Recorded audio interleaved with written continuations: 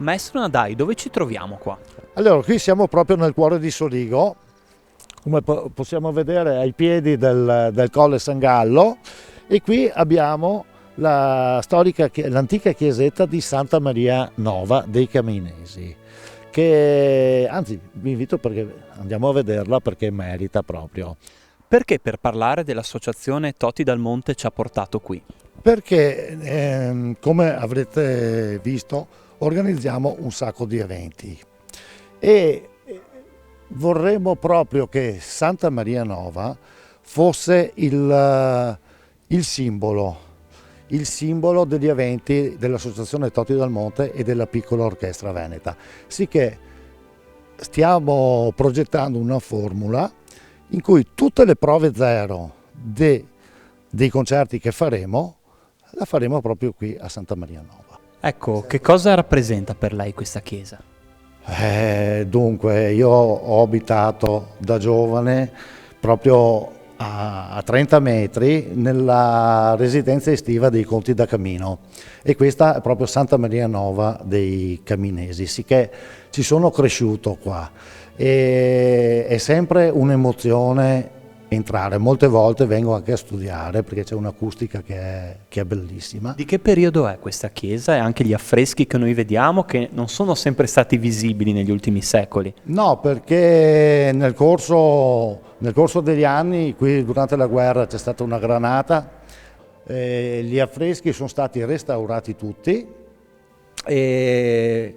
E c'è anche uno stemma da questa parte molto importante della famiglia da Camino. Certo. Anche questo ha una rilevanza molto significativa. Certo, io sono veramente fiero di questo perché, come ho detto prima, abitando nella casa dei Conti da Camino. Chi era la grande cantante Toti dal Monte e che rapporto ha avuto lei personalmente con questa grande donna per tutta l'Alta Marca trevigiana? Allora, Toti dal Monte è stata una delle più grandi cantanti a livello mondiale.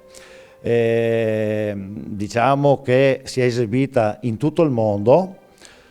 Lei è nata a Moriano Veneto, però ha abitato molti anni a Barbisano, e diciamo che nel 72-73, quando è stata fondata la nostra associazione, appunto a lei dedicata, era presente, e qui possiamo vedere.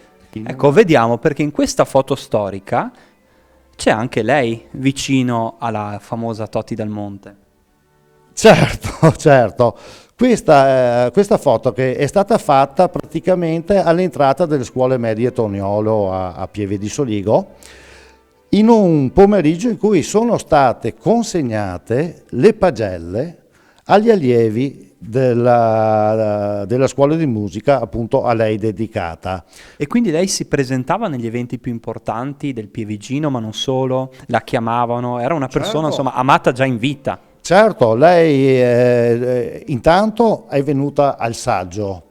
Mi ricordo benissimo che è stato fatto di sabato pomeriggio, adesso le date non me le ricordo perché sono passati 47 anni, però all'asilo di Pieve di Soligo, e lei era presente. Possiamo già vedere anche il primo presidente, il commendator Ezio Spina, e poi il cavalier Pietro Furlan.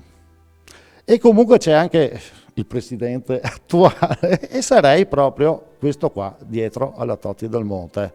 Questo ero io a 10 anni praticamente. Quali sono stati i momenti più importanti, secondo lei, della carriera di Toti dal Monte che l'hanno portata poi ad avere questa fama a livello mondiale?